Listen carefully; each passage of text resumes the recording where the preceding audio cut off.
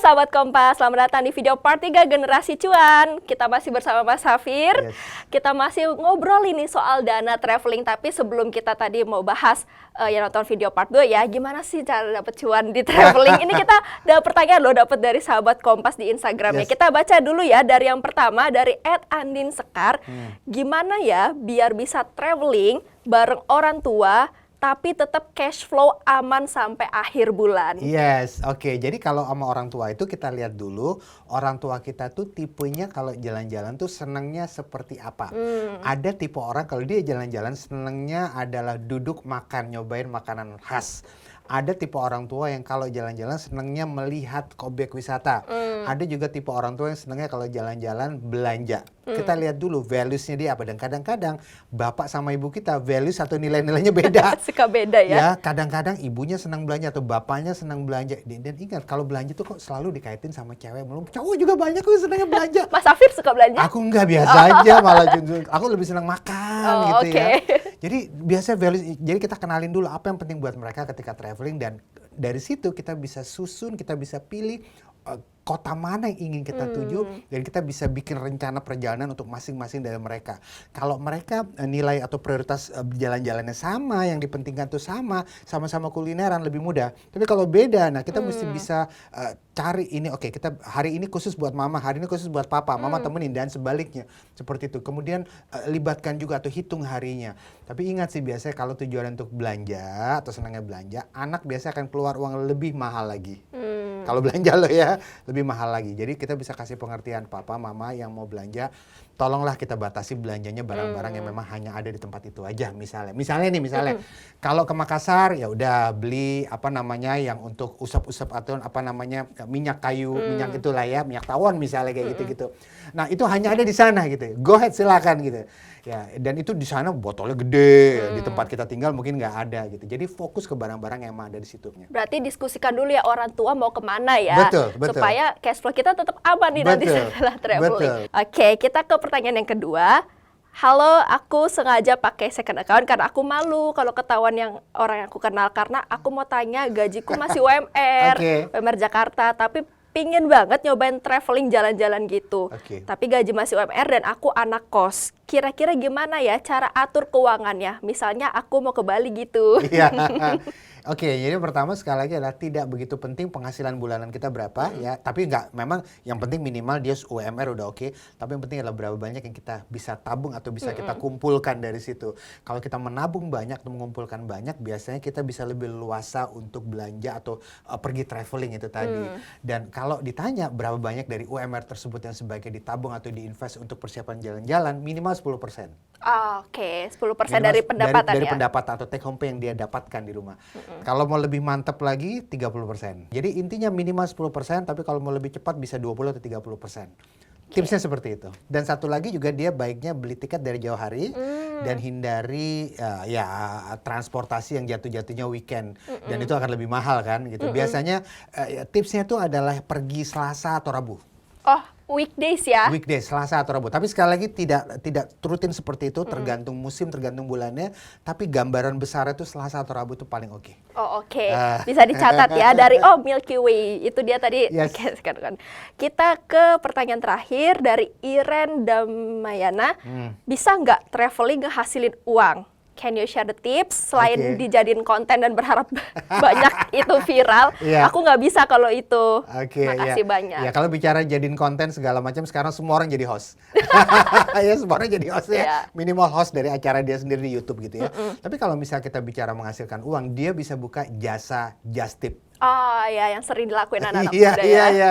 Itu sangat sederhana tapi orang suka ini. Dan caranya adalah dia harus kasih tahu, guys, aku mau ke Manado nih, mau ke Bunaken. Nah, di Manado ada yang mau nitip nggak gitu. Tapi dia bisa lebih agresif lagi. Dia cari barang-barang apa yang terkenal dari Manado, dia bisa ambil dari Google. Dia bisa posting di sosial medianya. Guys, ini biasa Manado tuh ini loh, dia tak taruh gitu. Jadi orang yang tadinya nggak ada niat, kok lucu juga barang ini.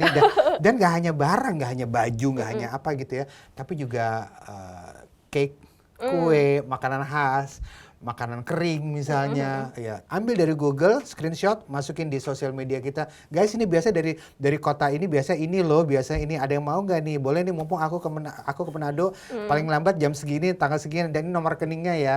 Itu biasanya yang paling mantap. Just tip ya. Just tip. Bisa dicatat ya Iren, kalau misalnya mau traveling yang menghasilkan cuan, berarti just tip. Karena tadi dia bilang kalau bikin konten dia malu sebenarnya. Jadi siapa tahu just tip bisa menjadi solusi ya, supaya dapat pemasukan nih. Berarti harus ada modal dulu kan di awal ya. Yang menarik adalah just tip tuh seringkali tidak butuh modal besar. Dia butuh modal tapi nggak butuh modal besar. Karena dia bisa minta DP dulu 50% atau dia bisa minta 70% dulu.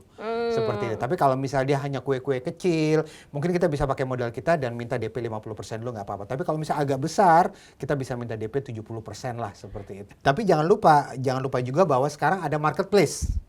Ada marketplace, kita harus jaga-jaga juga kemungkinan bahwa orang yang just tip itu mungkin juga bisa beli beli barang yang sama di marketplace. Kita harus bisa memberikan kelebihan bahwa barang ini beneran loh, asli dan lain sebagainya. Kamu kan percaya saya kan. Sebenarnya kalau kamu beli di marketplace, pedagangnya kamu nggak kenal kan. Ongkirnya juga ya. Ongkirnya juga seperti itu. Oke, kita mau ke pertanyaan selanjutnya nih Mas. Kalau misalnya tadi kan di video part 2 nanya kalau setahun berapa kali sih idealnya, kata Mas Safir ya. Biasa. Semampu ya kita dan nggak ada patennya kok. Nggak ada patennya, tapi betul. kalau hari tadi saya mention Selasa, Rabu. Iya. Sekali lagi itu nomor satu biasanya weekend itu biasanya dia lebih mahal, biasanya lebih mahal ya. Itu pertama. Dan yang kedua adalah soal penginapan juga pengaruh. Yang namanya penginapan, katakan hotel gitu. Hotel itu ada dua macam. Ada hotel bisnis. Ini secara general saja. Ada hotel bisnis, ada juga hotel istirahat atau hotel resort. Hotel bisnis biasanya lebih mahal saat hari kerja. Oh oke. Malah lebih mahal hari kerja. Lebih murah saat weekend. Oh oke. Boleh dicatat. Hotel bisnis lebih mahal saat hari kerja, lebih murah saat weekend. Sebaliknya hotel resort lebih mahal saat weekend, hari kerja lebih murah. Nah dari sini kita bisa ambil, mana yang kira-kira menguntungkan buat kita. Misalnya gini, Mas Safir, aku pengen perginya hari kerja, hari itu tadi supaya transportnya lebih murah. Tapi hotelnya kebetulan adalah hotel bisnis. Tapi aku suka, ya sudah, mana yang bisa kita ngalahnya di mana? Gak apa-apa deh, hotel bisnis lebih mahal, yang penting pesawatnya murah. Mungkin dia jaraknya jauh, sehingga dia ingin menghemat di pesawat. Alokasinya pindah ke situ ya. Atau dibalik. Sekali lagi semua tergantung dia tinggal di mana dan tujuannya kemana. Tadi kan udah kita bahas sebelum sama saat traveling gimana mengatur keuangannya. Kalau sesudah nih ternyata ada kejadian di luar dugaan yang amit-amit kejadian, misalnya entah dompet hilang, debit card ketelan misalnya, atau handphone hilang. Itu kan pasti bingung mengatur keuangannya setelah traveling. Itu ada baiknya gimana mengatur sisa keuangan yang ada sebelum tanggal gajian datang. Apalagi ada satu lagi kadang-kadang sakit saat di tempat wisata. Kita tiba-tiba jatuh sakit, kita mesti pergi ke dokter ya. Jadi intinya adalah ketika kita pulang lagi dan kondisi kita sudah habis-habisan, ya sudah, mungkin kita memang terpaksa harus menahan diri untuk tidak mengeluarkan uang pada hal-hal yang mungkin tidak urgent-urgent atau tidak mendesak-mendesak amat. Tapi sekali lagi ini semua tergantung, tidak terjadi pada semua orang gitu ya. Tapi kalau misalnya pulang traveling kita udah habis-habisan, tahan diri untuk tidak keluarin uang, tahan diri untuk tidak boros selama 1-2 bulan ke depan. Ya, pikirkan untuk kebaikan dan mulai menabung lagi, mulai berinvestasi lagi, dan next time traveling berikutnya jangan menghabiskan seluruh tabungan untuk traveling. Pastikan kita punya nabung yang agak banyak, sehingga ketika kita pergi traveling kita tidak menghabiskan semuanya. Mungkin masih ada sisa 40%. Tadi juga ada sebut investasi, berarti kalau bisa kita mau traveling kita bisa ya ngambil dana investasi kita ya? Bisa banget. Dan kalau kita bicara ngambil uang untuk investasi, jadi pastikan investasi itu kita taruh di tempat yang memang tidak terlalu berisiko. Karena kan uangnya akan kita pakai untuk traveling kan. Boleh kasih contoh gak Mas, seperti apa yang tidak berisiko supaya saat traveling ya udah ambil dari uang investasi aja? Iya, beberapa produk yang artinya tidak berisiko, atau misalnya kalaupun ada risikonya mungkin dia cukup rendah. Misalnya salah satunya adalah emas ya. Emas itu ya kalau kondisi negara lagi stabil, politik stabil, biasanya dia juga stabil harganya gitu ya. Tapi kalau misalnya ada kekhawatiran lah, ada wabah baru dan lain sebagainya, permintaan emas biasanya meningkat dan harganya naik. Tapi kalau katakan inflasi stabil, kondisi stabil, biasa emas juga stabil. Jadi kalau kita mau mempersiapkan dana untuk pergi traveling, alternatif pertama adalah selamatkan dulu uangnya dengan dibelikan emas. Oh, oke. Selain emas gitu Mas, ada lagi? Beberapa produk kayak tabungan berjangka ya, di perbankan kan juga ada tabungan berjangka yang 1-2 tahun ya. Kita rutin nabung tiap bulan selama 1-2 tahun. Setelah 1-2 tahun nanti uangnya jatuh tempo, kita akan bisa gunakan untuk traveling, dan pada tabungan berjangka itu rekening tabungannya dikunci. Nah, karena dikunci mereka bisa kasih kita bunga yang lebih tinggi daripada bunga pada tabungan biasa. Kalau bisa sebaiknya dia juga punya asuransi kesehatan. Jangan salah sangka, asuransi kesehatan itu tidak mahal. Apalagi kalau dia masih kepala 2, usia kepala 2. Sangat-sangat tidak mahal. Saya nggak bisa kasih tahu angkanya, tapi sangat-sangat tidak mahal kalau dia masih kepala 2. Apalagi kalau dia belum pernah masuk rumah sakit. Lebih murah lagi. Kalau untuk menutup video kali ini nih, Mas Safir bisa kasih tips do and don't-nya buat para anak-anak muda nih yang mau traveling, ngatur keuangannya gimana sih biar aman sebelum saat traveling dan juga setelah, ya jadi acuannya. Iya, jadi kalau sebelum traveling ya pastikan kita menabung, kita berinvestasi. Alternatifnya tadi ada emas, ada tabungan berjangka seperti itu ya. Kemudian kalau bisa jauh hari sebelum traveling kita punya asuransi kesehatan.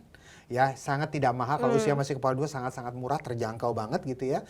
Kemudian rajin-rajin lihat harga tiket pesawat, rajin-rajin lihat hotel gitu ya. Kemudian juga sebelum traveling ada hal-hal yang harus dipersiapkan, ada transportasi dan akomodasi ya. Lihat juga kemana kita pergi, objek wisata juga seperti apa, kemudian juga makanannya seperti apa, kita aliran apa, aliran kita makan lokal di situ mahal nggak ada masalah, ataukah kita berpikir bahwa makanan nggak usah mahal, nggak apa-apa, yang penting kita jalan-jalan ke tempat lain misalnya seperti itu. Kemudian juga selama perjalanan juga yang paling penting juga adalah bawa obat-obatan.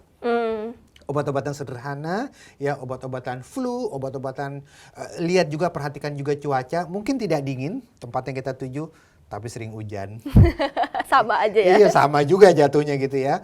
Perhatikan kalau sering hujan itu biasanya juga sangat berpengaruh kepada kesehatan kita dan nanti akan keluar uang lagi gitu ya. Dan yang juga saya lupa juga adalah pertimbangan juga untuk punya atau ambil asuransi perjalanan. Jadi asuransi perjalanan itu akan memberikan penggantian kalau kita mengalami kecelakaan selama jalan-jalan. Kecelakaan loh ya, bukan sakit, tapi kecelakaan selama jalan-jalan. Kalau sakit tadi asuransi kesehatan.